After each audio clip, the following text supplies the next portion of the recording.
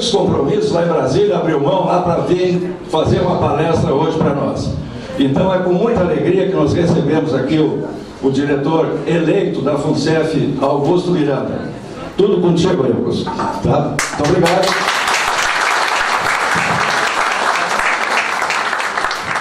Obrigado, gente. Boa tarde a todos. Obrigado pela acolhida, pela presença, né? Acho importante esse comparecimento aqui hoje, demonstrando o interesse dos colegas na situação da FUNCEF, na situação futura. A gente vai falar de uma série de coisas, investimentos, déficit, despesas administrativas, a nossa relação com os diretores indicados pela patrocinadora, né? E lógico que a gente está aqui aberto também ao debate, né? Então sinta-se à vontade aí. Não sei como é que a organização vai preparar, mas a gente está aqui também pronto para responder as perguntas que fossem eventualmente feitas para nós. Nós gostaríamos de combinar contigo o seguinte: se tu faz uma exposição e depois acontecem as perguntas, ou se é um pinga-fogo aí depende da maneira como tu quiser. Eu vou fazer então uma explanação aí, talvez meia hora, e depois no final a gente abre para as questões. Eu acho que vai ser mais produtivo assim. Ok? Bom, vamos lá.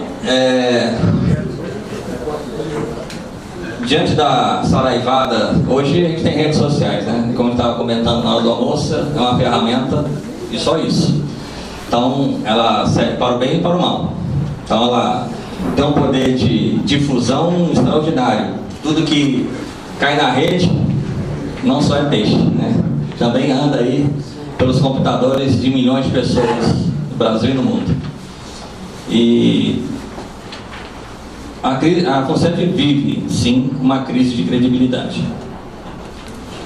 Porque seu nome, infelizmente, tem sido associado a episódios que as páginas policiais têm noticiado com muita frequência. E volta e meia circula aí notícias que podem ser ou não questionadas quanto à sua veracidade, mas são notícias que a imprensa veicula, que associam a personagens, ou a empresas, ou a fundos de pensão, predominantemente de estatais, relacionados com negócios, no mínimo, estranhos. E diante desse cenário, todos nós nos afligimos. E essa aflição resultou na nossa eleição em maio. Assim como vocês, nós acompanhávamos até então a FUNCEF na mera condição de participante. Alguns de nós, Marcos e Dévio, somos colegas de diretoria, já fizeram trabalhos mais profundos na FUNCEF, especialmente na carteira imobiliária. Fizeram um trabalho inicialmente conduzido na própria auditoria da Caixa, depois recrutados pelo Ministério Público Federal. Fizeram um levantamento muito detalhado da situação da carteira imobiliária, que foi desenhada em meados dos anos 90, que resultou aí numa série de prejuízos à Fundação e ações na Justiça capitaneadas pelo Ministério Público, que estão procurando reverter esses prejuízos causados aos nossos recursos. Então, nós, enquanto colegas auditores, trocávamos figurinha, conversávamos sobre essa mesma preocupação e surgindo no começo desse ano a notícia da futura eleição que aconteceria em maio, nós conversamos entre nós e organizamos a chapa que veio a ter o reconhecimento de vocês quanto à oportunidade da presença de profissionais com conhecimento técnico, independência para avaliar e julgar a situação que a FUNCEF se encontra e propor ações corretivas que julgássemos necessárias. Então esse processo aconteceu, nos tornamos diretores e conselheiros eleitos por vocês, e essa é a primeira oportunidade que a gente está tendo aqui, pelo menos no Rio Grande do Sul, de ter essa oportunidade de fazer esse tete-a-tete, conversar cara a cara, olho nos olhos, sobre o que vemos encontrando até então. A FUNCEF é um mundo complexo, muito mais do que eu imaginava antes de entrar lá. Eu já tinha ideia que não era simples, mas o nível de complexidade e diversidade é muito maior do que eu supunha. Porque até então a gente tinha muita associação à FUNCEF à questão imobiliária, né? A FUNCEF tem shopping, a FUNCEF tem hotel, a FUNCEF tem prédios comerciais. Mas hoje ela é muito mais do que somente isso. Ela tem um portfólio só de participações em empresas que beira a cifra dos 150 empreendimentos diferentes. Cada um deles com a sua dinâmica específica, que requer um acompanhamento detido e pontual para saber se aquele determinado investimento vai ter a rentabilidade que precisamos que tenha. Porque, não sei se todos sabem, mas é bom deixar claro que a FUNCEF precisa, como qualquer fundo de pensão, rentabilizar os seus investimentos.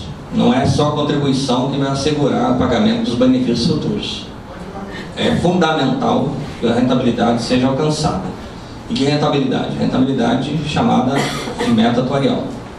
Então, todos os investimentos da FUNCEF precisam alcançar, no mínimo, essa rentabilidade atuarial, que hoje circula em torno de 12% ao ano.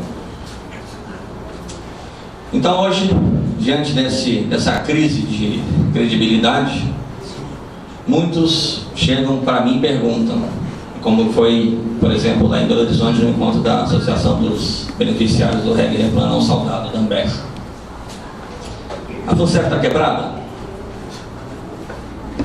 E eu digo, não está quebrada.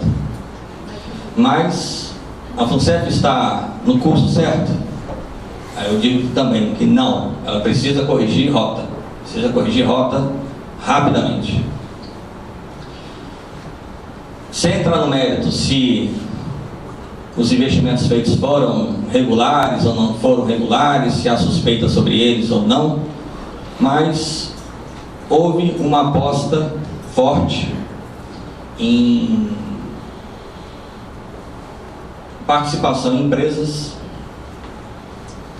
cujo mecanismo se chama Fundo de Investimento em Participações, a sigla é FIP, que consolidou aí uma mudança no paradigma de investimentos da carteira da FUNCEF ao longo dos anos 2004 até esse ano, 2014, praticamente. Foram 10 anos aí de fortes e constantes e crescentes investimentos em fundo de participações.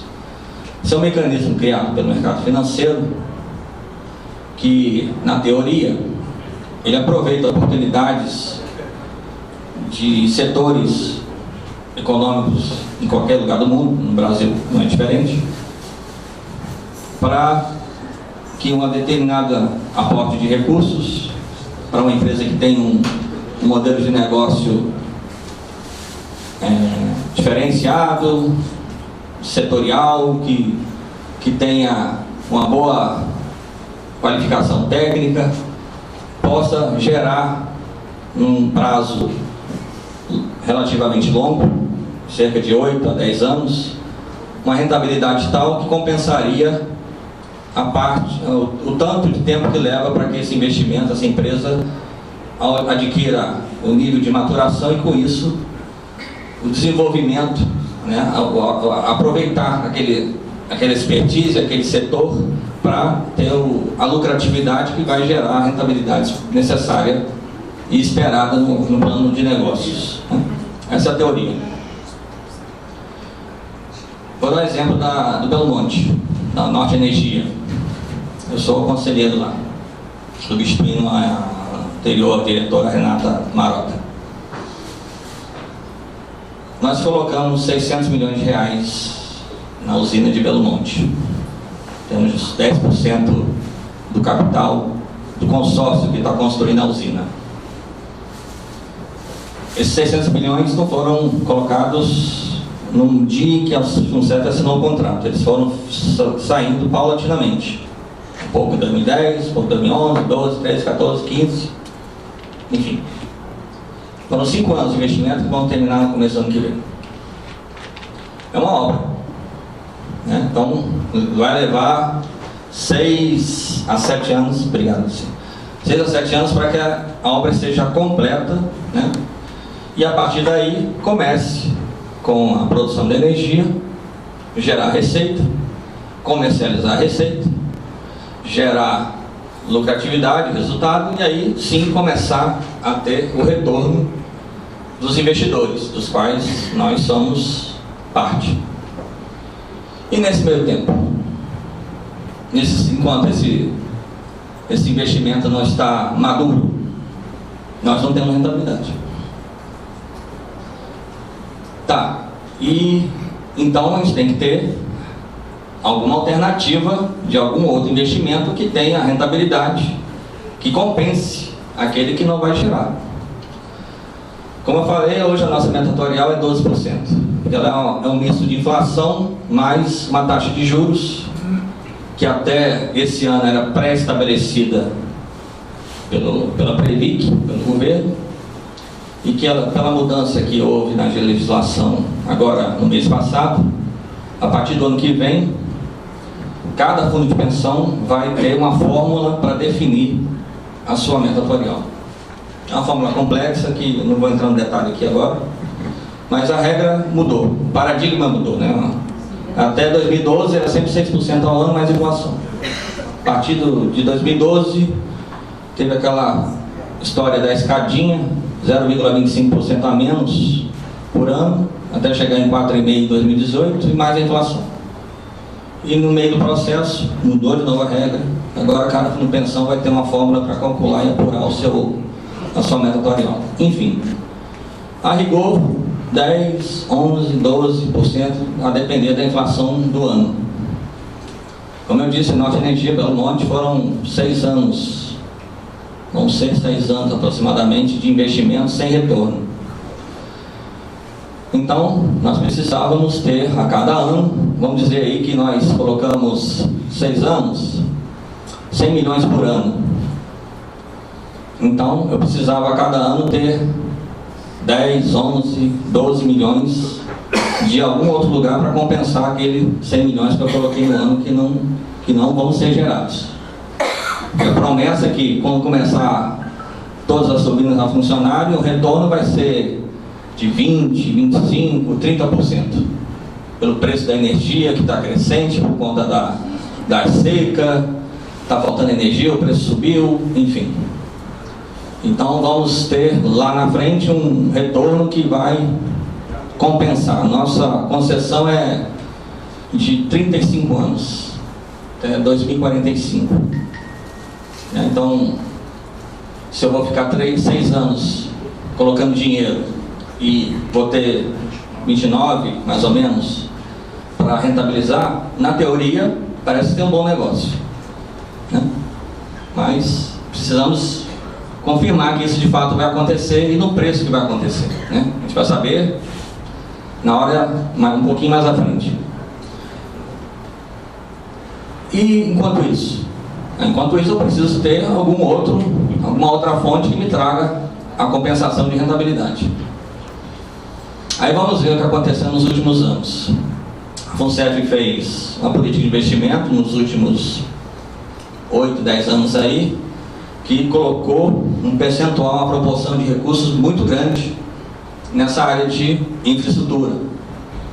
Foi hidrelétrica, foi aeroporto, foi rodovia, foi saneamento, foi sondas para pré-sal e por aí vai.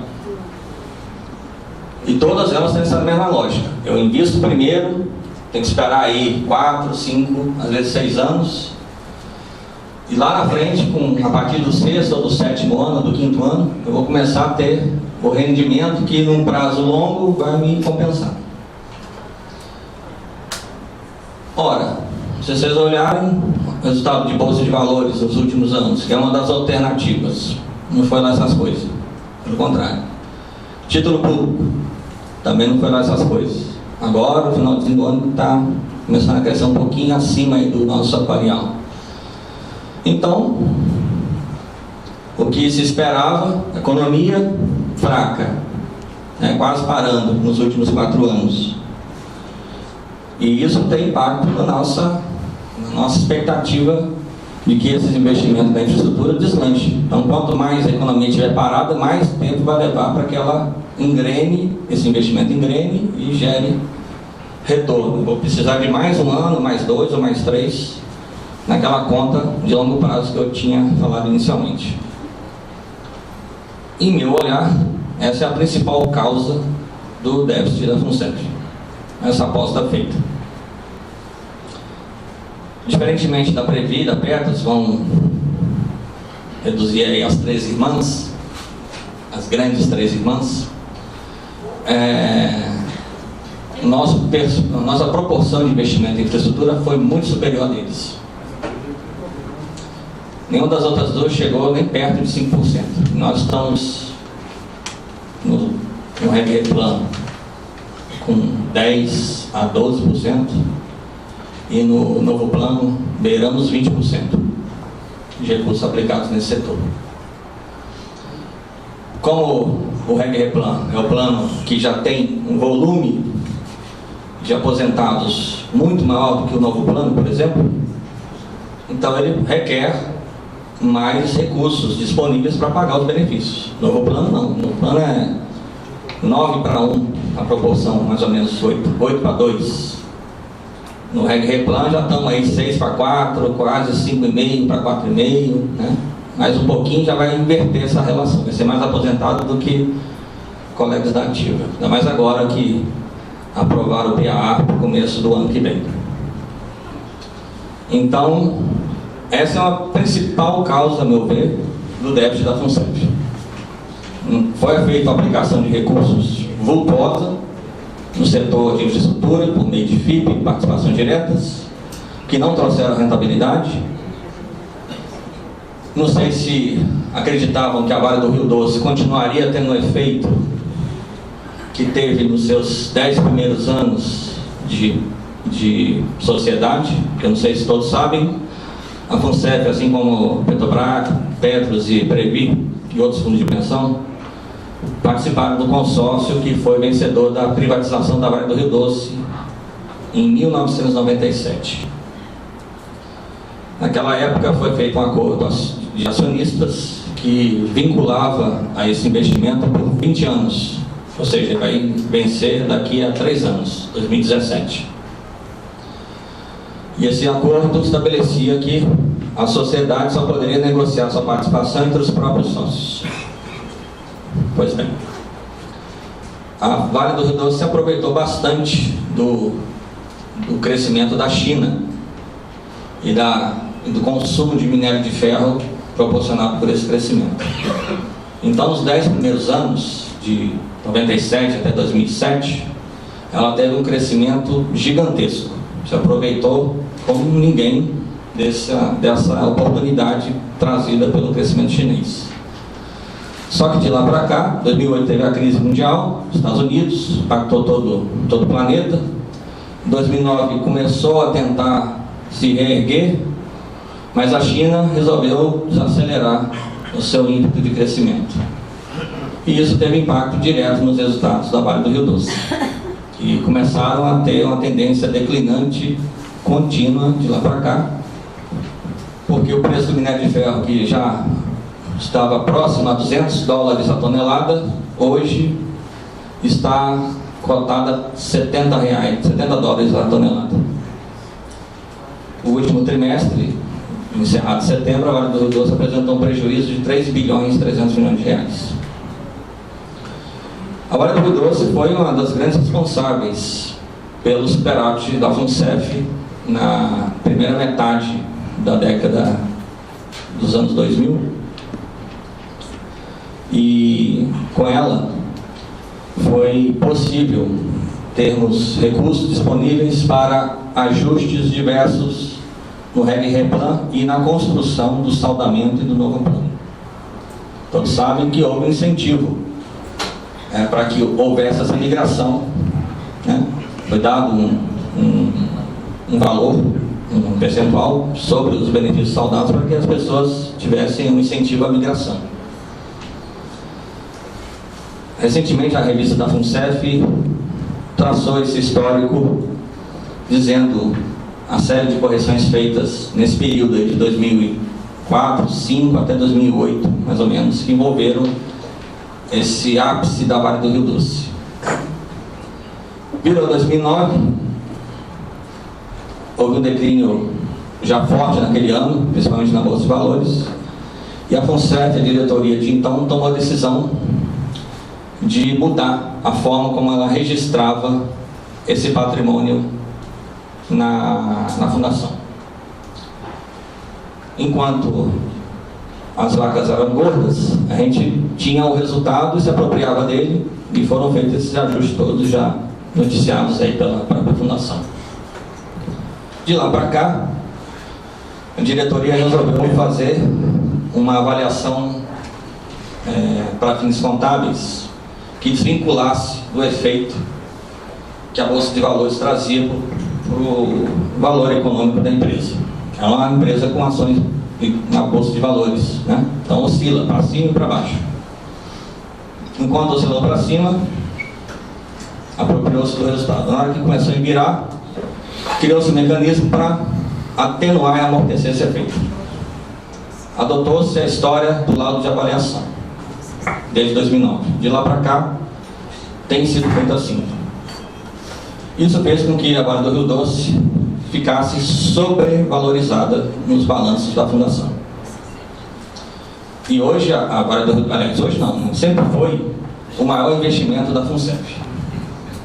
Ela já chegou a ter um valor contábil equivalente a 10 bilhões de reais, em meados da década de 2006, 2007 aproximadamente. De lá para cá vem decrescendo. No último, de 2013, ela estava precificada a 7 bilhões e 600 milhões de reais. Como é que é feita essa precificação? A Dipar contrata uma empresa de avaliação, já foram várias, já teve a Pata Investimentos, a última desse ano foi a Baker Tilly, já teve a HSBC, enfim, várias empresas, instituições financeiras ou de investimentos que têm experiência no mercado de minério de ferro, econômico, e tem condições de avaliar qual é a expectativa futura de geração de receita da Vale do Rio Doce. No último ano, em 2013, esse valor foi aprovado, estabelecido no laudo de avaliação como R$ 166 o valor da ação, o valor considerando o que ela vai gerar de caixa no futuro. E essa decisão foi tomada com o voto de Minerva. Os próprios diretores eleitos da época acharam esse valor ainda muito alto e acharam que deveria ter um valor mais próximo dos 60. Eles colocaram a alternativa de proposta a R$ 59. Foi derrotada, prevaleceu os R$ 66, que por sua vez gerou aí os 7 bilhões e 600 milhões de reais que estão colocados no balanço de 2013. Esse ano, já com a nossa presença, há 2, 3 semanas, foi apresentado o laudo de avaliação da empresa contratada, que trouxe o valor de R$ 59 para Vale do Rio Doce. Como a maior parte das pessoas que acompanham Bolsa de Valores sabe, que a empresa hoje no mercado, na Bovespa, né, ela tem um valor de 22, 20 reais aproximadamente. Então nós tínhamos uma bomba armada dentro da fundação, um esqueleto, que precisava resolver. Porque além de não gerar a rentabilidade que eu já comentei ontem, antes dando o exemplo do Belo Monte, ela, pelo contrário, ela gerava resultado negativo, porque era necessário que esse valor fosse sendo paulatinamente corrigido. como tinha sido feito em 2012 e 2013. Em 2012 foi reduzido em 9%, mais ou menos, o valor da Vale do Rio Doce, gerando um efeito negativo no resultado da fundação. E esse ano de 2013 foi mais 12%, 11% aproximadamente, de nova redução do valor da Vale do Rio Doce. Então, esse conjunto, né, de evoluções tem impactado negativamente a fundação. Esse ano, como eu disse, veio o resultado lá de R$59. Nós até preparamos um documento para dar conhecimento a vocês todos pela internet, contando o histórico, né, como essa situação chegou, se tornou dessa forma. Estou aqui falando em linhas gerais o que aconteceu. E o que nós defendemos? Nós defendemos que esse valor de Vale seja corrigido ao valor patrimonial, que é o valor econômico, contábil, mais conservador e mais fidedigno, que hoje oscila em torno de R$30, aproximadamente. Então, essa é a diferença, de 66 para 30. Né? Ou seja, teria que desinchar esse investimento em quase R$3 bilhões. Isso geraria um impacto ainda maior no déficit da fundação. O que fazer?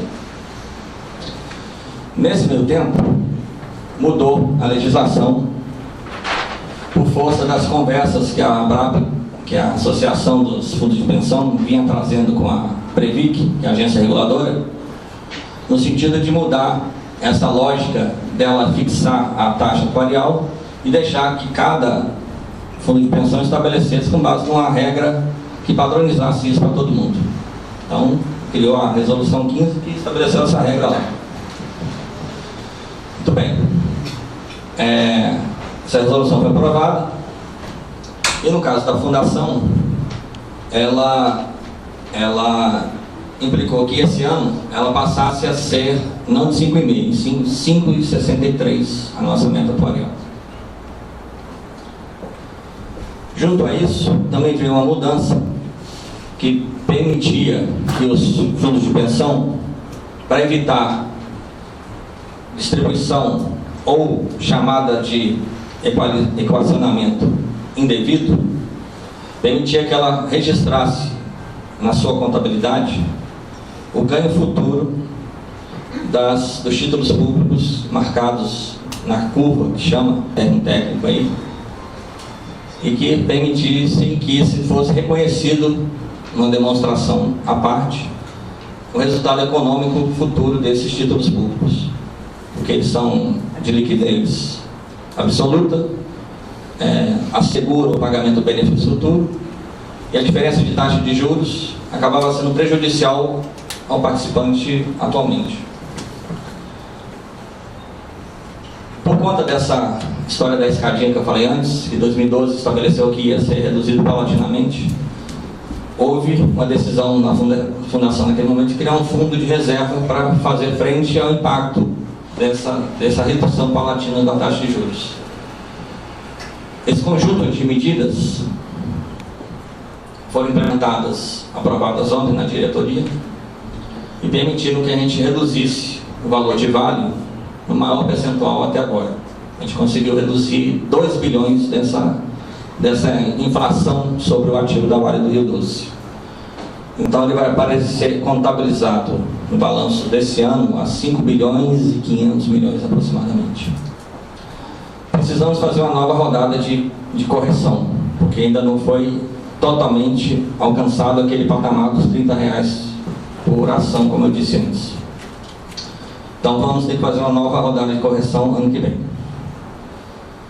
Contamos que os demais investimentos possam nos dar margem para que essa correção seja o mais acentuada possível, para que a gente se livre desse problema o quanto antes. Porque enquanto ele for feito de forma paulatina, ele vai sangrar a cada ano os resultados da fundação. Como eu disse, hoje nós temos 7 bilhões e 600 milhões de reais. Cada 1% a menos desse valor são 76 milhões a menos no resultado da fundação. 10%, 700 milhões. Então, temos esse desafio ainda a resolver. E estou falando aqui com muita franqueza e muita transparência para vocês saberem que nos surpreendeu essa situação, que a gente desconhecia, e acredito que a maioria dos participantes também. Porque mesmo tendo a presença de diretores eleitos na Fundação, não me recordo de nunca ver nenhuma boletim, nenhuma notícia, jornal, e-mail, relatando a situação que se encontrava esse investimento da FUNCEF. E é nosso dever corrigir isso. Nós precisamos corrigir isso, mesmo que isso nos penalize enquanto participantes, mas é necessário porque ele impacta negativamente os resultados da Fundação. E quanto antes a gente fizer isso, a gente cria margem para os resultados deixarem de serem impactados pela situação da Vale do Rio Doce. Junto a isso, ontem nós aprovamos a mudança na política de investimentos, que vai permitir que a gente consiga, a partir do ano que vem, reorganizar a distribuição proporcional de investimentos da Fundação, nos seus 4 planos, privilegiando a renda fixa, em detrimento da renda variável e das participações, para que a gente tenha condições de gerar rentabilidade, construir os travas para evitar que novos investimentos sejam feitos sem ter desinvestimento daqueles 10 anos de colocação de recursos nas quase 200 empresas que a Fundação selecionou para ser sócio, e com isso gerar expectativas de reiniciar um processo superavitário na Fundação, que talvez ainda não aconteça em 2015 por conta desse efeito da Vale do Rio Doce, mas que tem grandes chances de acontecer a partir de 2016. Junto a isso, a gente tem feito um contínuo processo de revisão de atividades que geram o nosso custeio administrativo na Fundação. Em 2014, foi aprovado, no final do ano passado, 2013, foi aprovado o orçamento de 160 milhões de custeio da Fundação para esse ano. Para quê?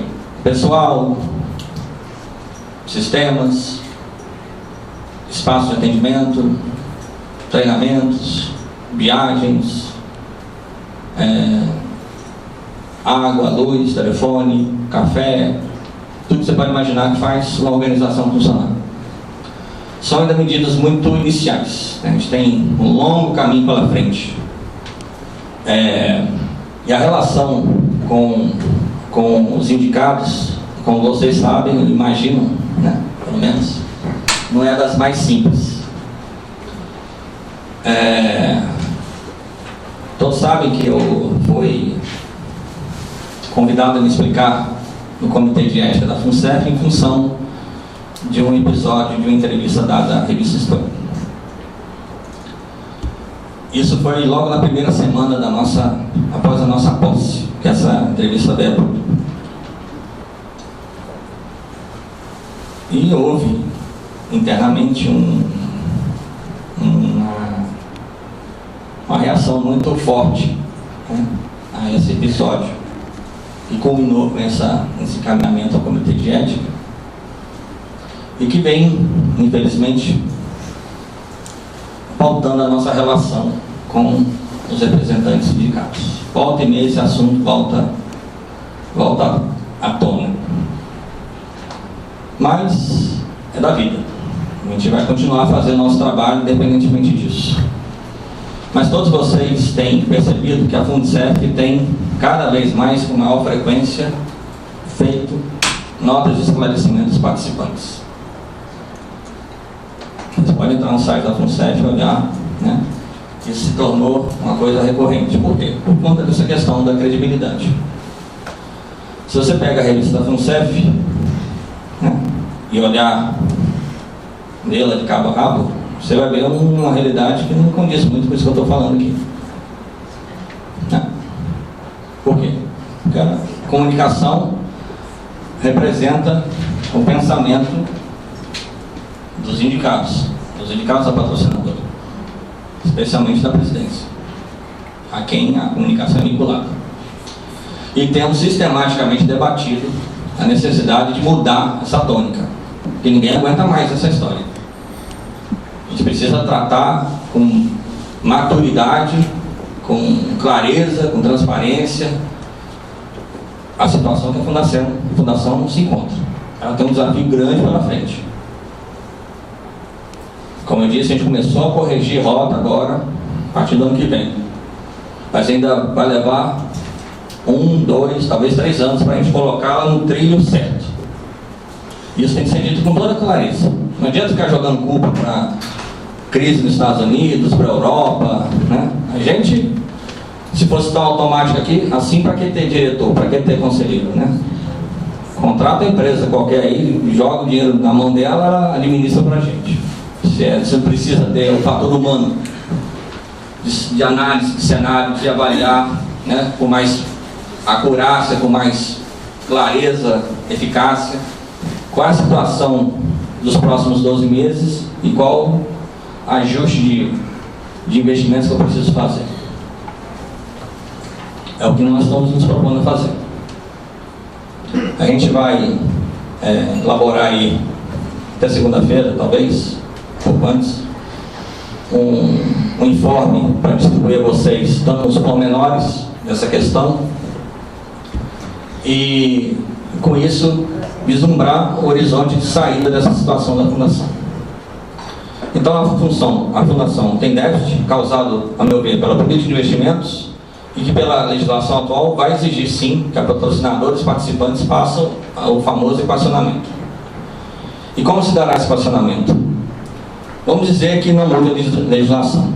Há quem acha que é plausível ainda, que há pressões ocultas aí que vão exigir isso, que o governo precisa fazer superávit primário, que se tiver um equacionamento, a Caixa vai ter que fazer provisionamento contábil disso em 2015, que vai afetar os resultados dela, e o governo não pode prescindir de alguns bilhões que viriam da Caixa Econômica. Então, esse conjunto de cenário favorece uma mudança de legislação.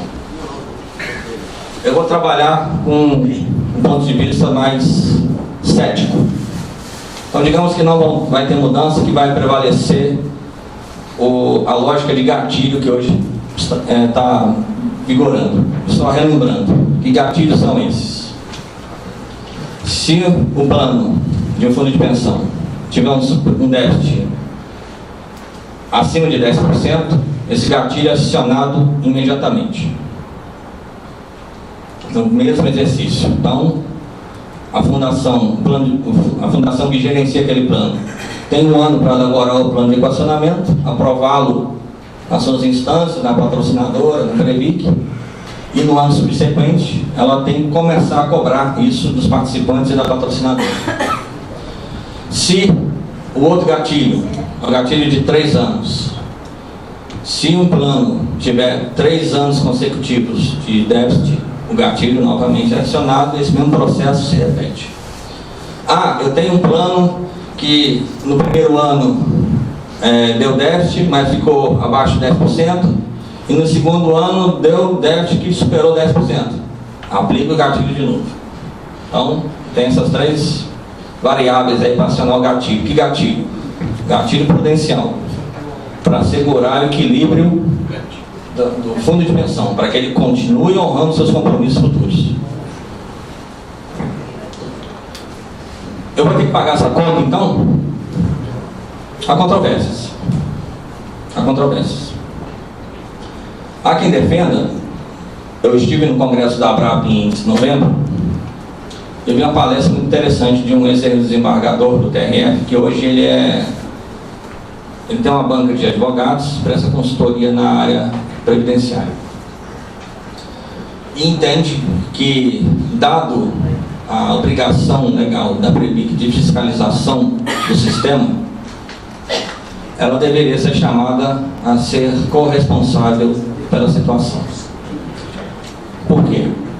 A legislação estabelece que a patrocinadora tem uma diferença de poder que, primeiro, dá a ela o direito do voto de qualidade, do voto de Minerva, que se chama, e segundo, estabelece que a ela compete a gestão dos investimentos feitos por todos os fundos de pensão. Então não há, aí a meu ver, um equilíbrio da relação. E isso pode ser objeto de questionamento jurídico. Então há quem defenda essa tese. Então, apesar da lei dizer que há um rateio proporcional entre patrocinador e participantes, ela também tem que ser contextualizada nessa lógica. Nenhum de nós aqui elegeu um diretor de investimentos e nem de participações. O máximo que eles tiveram divisão de diretoria e, como eu falei no caso da Vale, apresentar uma contraproposta que pode prevalecer ou pode ser derrotada em função do voto de Minerva, que foi o que aconteceu, por exemplo, em 2013. Então, há uma diferença de responsabilidades, porque as atribuições, o peso e o poder não é equilibrado. Ele é desproporcional em favor das patrocinadoras, não é só a Caixa. Então, por que o rateio tem que ser equivalente? Então, é uma boa briga. Eu acho que nós temos que fazê-lo. Então, um déficit há. Esse ano vamos fechar com déficit, sim. Hoje, o último balanço aprovado ontem, de outubro, está em 5 bilhões aproximadamente, o acumulado. Esse exercício está fechando em 2 bilhões de reais o déficit dos planos administrados pela FUNCEF. E esperamos que ano que vem nós vamos fazer uma redução violenta nesse valor, mas ainda a nossa projeção, por conta desse efeito da Vale, ainda temos um pequeno déficit ano que vem. Para 2016 começarmos a ter superávit. Então, apesar da FUNCEF eu considerar, falando francamente, que ela não está quebrada, mas que ela precisa sim de uma correção de rota que nós começamos a fazer, isso requer que todos vocês continuem e envolvam outros colegas nesse acompanhamento sistemático da Fundação.